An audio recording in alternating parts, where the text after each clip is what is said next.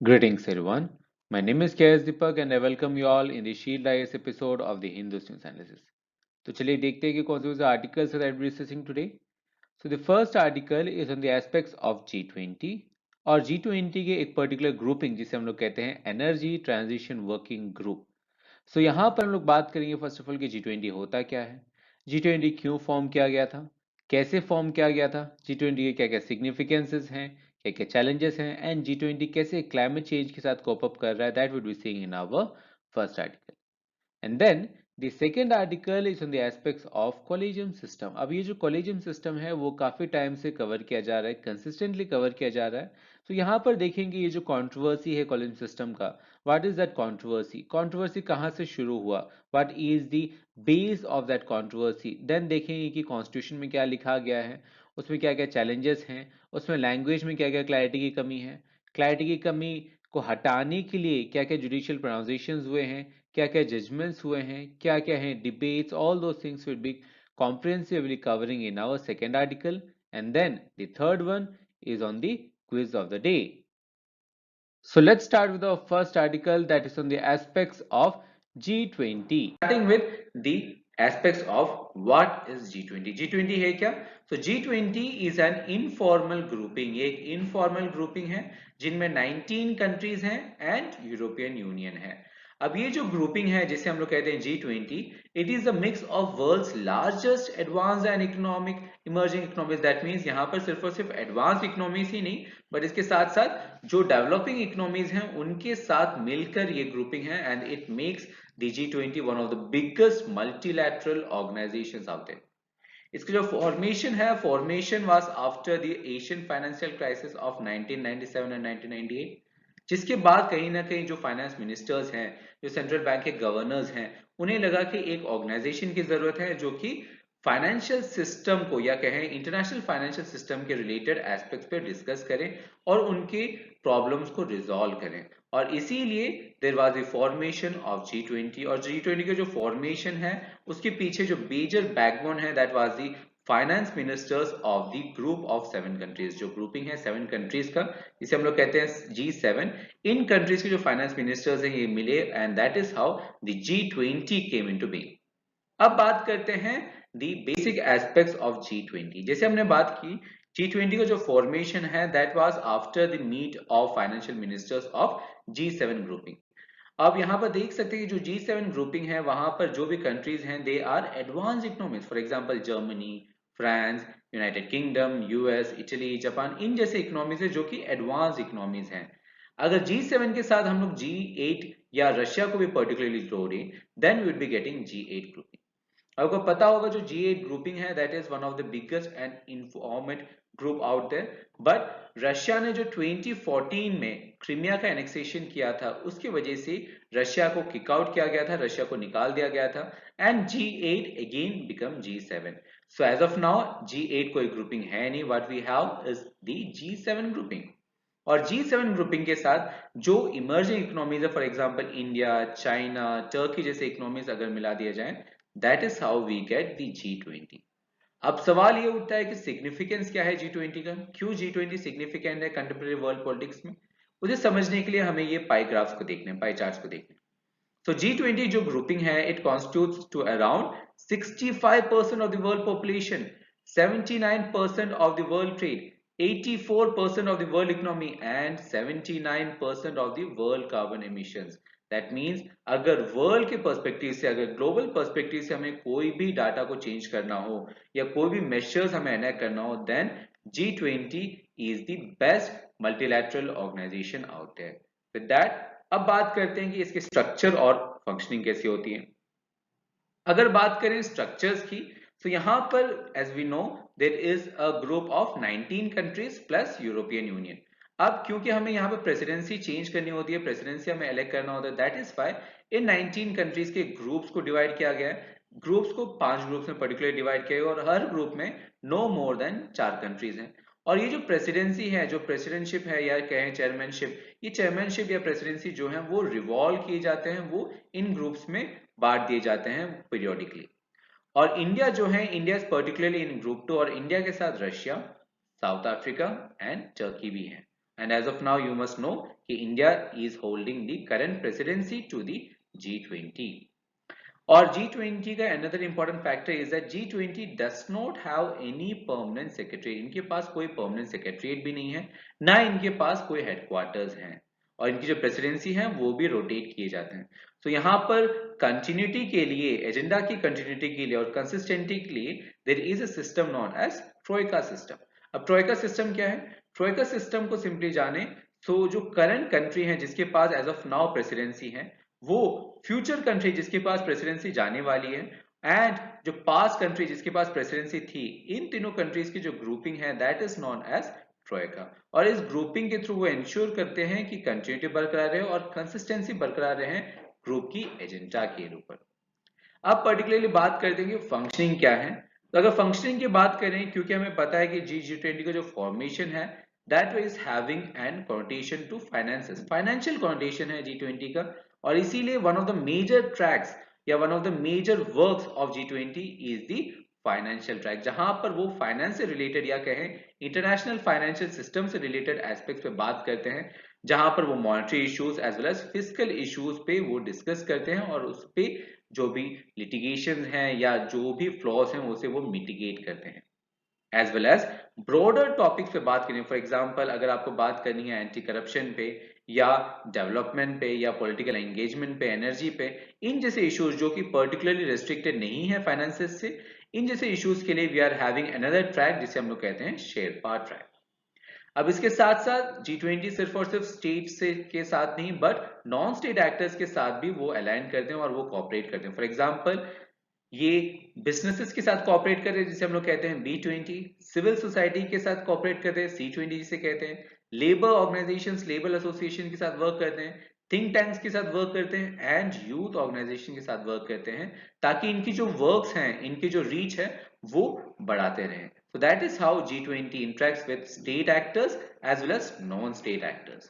अब बात करते हैं क्या क्या challenges हैं और क्या significance है G20 का. So basic significance जो है वो हम लोग पहले ही देख चुके हैं, बट अगर more comprehensive scale में बात करें, comprehensive base में बात करें, so one of the most important significant point when it comes to G20 is that it is a more representative grouping. यहाँ पर सिर्फ और सिर्फ G7 ही नहीं है बट G8 भी नहीं है, और इससे भी ज्यादा कंट्रीज हैं जहां पर developed as well as developing economies हैं, और इसीलिए जो प्रीडिसेस हैं, जो इससे पहले जो ऑर्गेनाइजेशंस थे G7, P5, ब्रिक्स, इन जैसे ऑर्गेनाइजेशन से मच मोर मेच्योर हैं, मच मोर मल्टीलैटरल हैं in its approach when it comes to G20. Second important point here, yeah, second significance of G20 is that it plays a major role in tackling the financial crisis.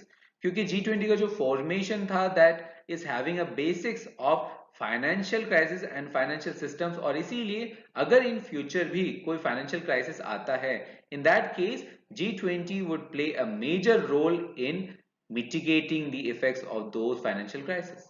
The third significance here that it offers an opportunity to undertake bilateral or trilateral meetings.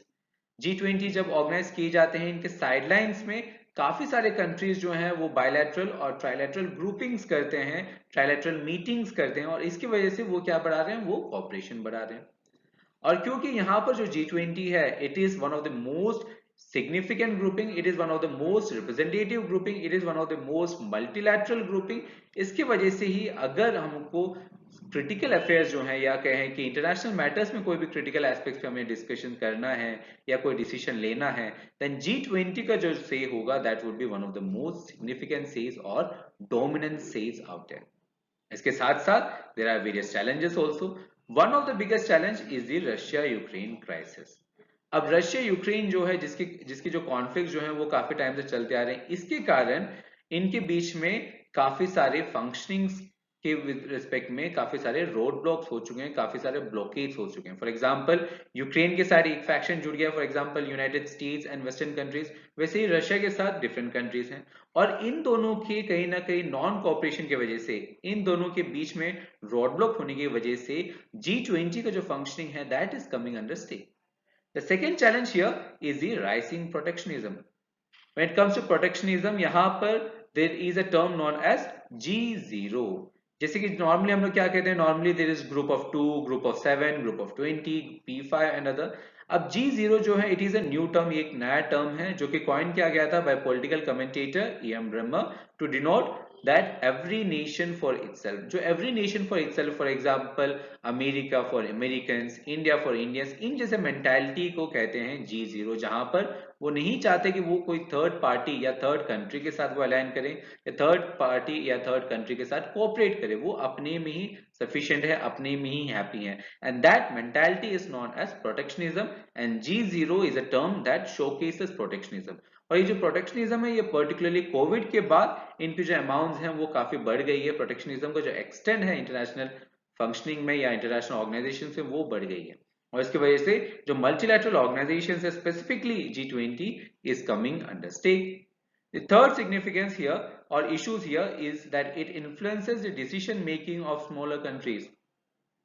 मान लीजिए कि कोई एक country है जो कि काफी small है when it comes to its population, its area या इकोनॉमी, इन जैसे कंट्रीज को जो G20 के जो से हैं, G20 के जो डिसीजंस हैं, उनके साथ अलाइन करना पड़ता है, उनके साथ अबाइड करना पड़ता है, even though it may go against their national interest, क्योंकि G20 जो है it is much more prudent and much more dominant grouping, और इसीलिए स्मॉलर कंट्रीज जो हैं वो काफी हद तक अनहैप्पी हैं। Another issue here is that they are not able to address challenges within the member nations. जो member nations के बीच में जो challenges, for example US और रशिया के बीच में डिवाइड है, यूएस और चाइना के बीच में जो ट्रेड वार चलती आ रही थी, इनके जैसे इश्यूज जो हैं वो रिजॉल्व नहीं कर पा रहे हैं। और जब वो अपने मेंबर नेशंस के इश्यूज को रिजॉल्व नहीं कर पा रहे हैं, we can expect a much more bigger goal कि वो वर्ल्ड के लिए कुछ बेटर कर पाए, क्योंकि वो अपने में ही अपने जो इंडिफरेंसेस हैं उसे वो रिजॉल्व नहीं कर पा रहे हैं। Another issue here is that they do not have any enforcement mechanism. उनके पास enforcement mechanism नहीं है। अगर वो डिस्कस करके कंसेंसस के बेसिस पर डिसीजंस लाते भी हैं, those decisions are not enforceable. अगर वो डिक्लेरेशंस भी लाते हैं and these declarations are not legally binding, वो legally binding नहीं होते हैं। और जब तक legally binding नहीं होते हैं, अगर जो कंट्री है, कोई कंट्री अगर अबाइड नहीं भी करते हैं, उन्हें कोई कॉन्सिक्वेंसेस फेस नहीं करना चाहिए या कॉन्सिक्वेंसेस वो फेस नहीं करते हैं। और इसकी वजह से काफी सारे कंट्रीज जो हैं वो G20 के डिक्लेरेशंस को लाइट मूड में लेते हैं और उसे इंप्लीमेंट नहीं करते हैं। Another challenge here is that there is under representation for Africa. अगर हम लोग अफ्रीकन कंट्रीज की बात करें तो साउथ अफ्रीका को छोड़ के और कोई कंट्री नहीं है जो कि अफ्रीकन कॉन्टिनेंट से आ रहा हो जो कि G20 के मेंबर्स हों, and that is showing the under representation that we have for Africa.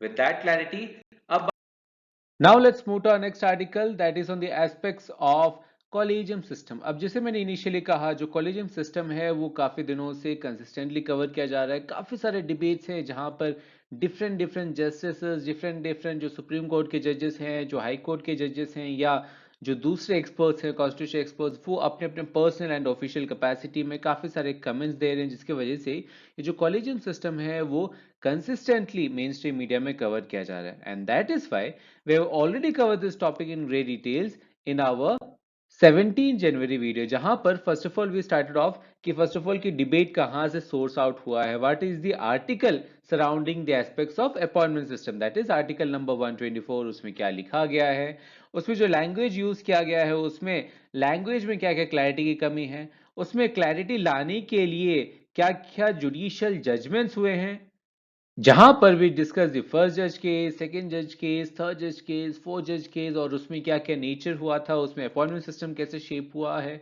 और क्या क्या है दूसरे amendments, for example the 99th amendment and all other issues we have comprehensively covered according to an timeline in our 17 January. और इसके साथ साथ हमने यहाँ पर यह भी डिस्कस किया कि जो प्रेजेंट कॉलेजियम सिस्टम है उसमें क्या क्या कंट्रोवर्सीज हैं, उसमें क्यों क्रिटिसाइज किया जाता है, क्या क्या है क्रिटिकल पॉइंट्स इसके, all those things we have also covered in our 17th January video. So please refer to it so that you have a very good understanding of this topic.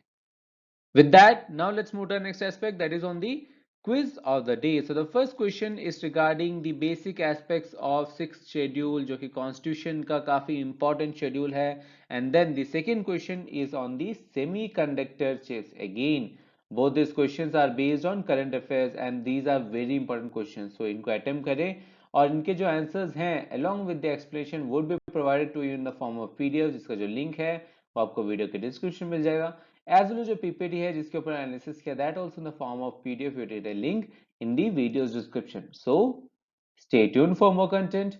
Thank you. See you tomorrow.